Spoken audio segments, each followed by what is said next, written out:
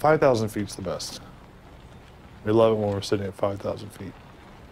You have more description. Plus, at 5,000 feet, I mean, I can tell you what type of shoes you're wearing from a mile away.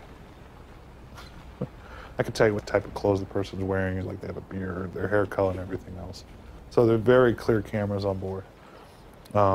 We have the IR infrared, which we can switch to automatically, and that'll pick up any heat signatures or cold signatures. I mean, if someone sits down, let's say, on a cold surface for a while and then gets up, you'll still see the heat from that person for a long time. It kind of looks like a white blossom just shining up into heaven. It's quite beautiful.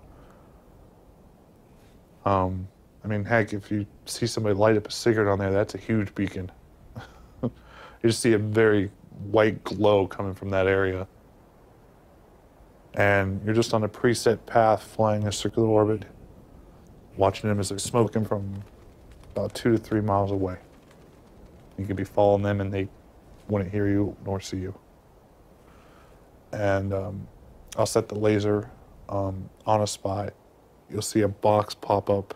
And what it does is it locks in those pixels as we're circulating.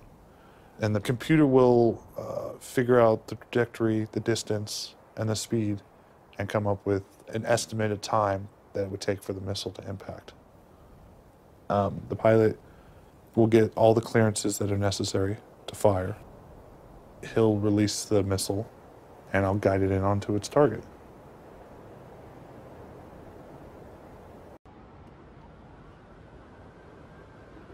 On that specific mission of the night, I was checking routes for IEDs, looking for improvised explosive devices.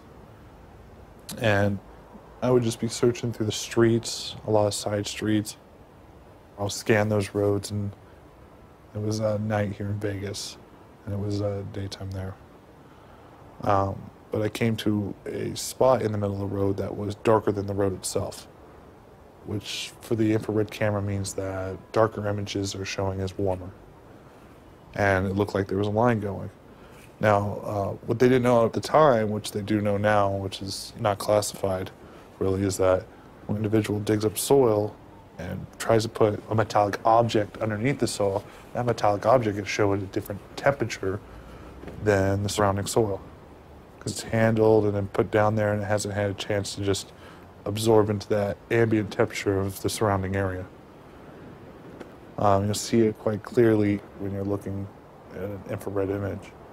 And then when you have a length of wire as well that was spooled up in a different temperatured area, and you put that on the road and try to shuffle up dirt, now that dirt is a different temperature. It'll either be cooler or hotter from shuffling around the cord. Now following the line, it goes to the side of the road where there's some houses that weren't fully constructed. And I'm looking around and I'm seeing a little guy smoking on the roof, and this wannabe terrorist is just sitting there and he's being real slick, not even moving. Just looking around constantly, waiting for, a Humvee or one of the military vehicles to show up to detonate. And there's, 4 or 5 guys, and they're just sticking around. You can tell they're up to no good, that there's, an ambush. So we call it in, and then we're given all the clearances that are necessary, all the approvals and everything else. And then we did something called the Light of God. The Marines like to call it the Light of God. It's our laser targeting marker.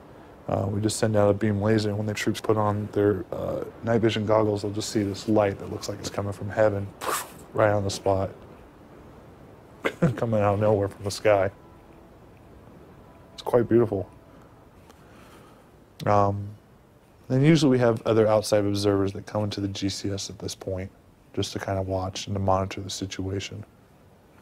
And the people who sit in the main building, they have projected images up on the wall of the camera feeds that are coming out, like everything up to the Pentagon can see what we're doing on this feed. And we fired off a Hellfire missile and got the target.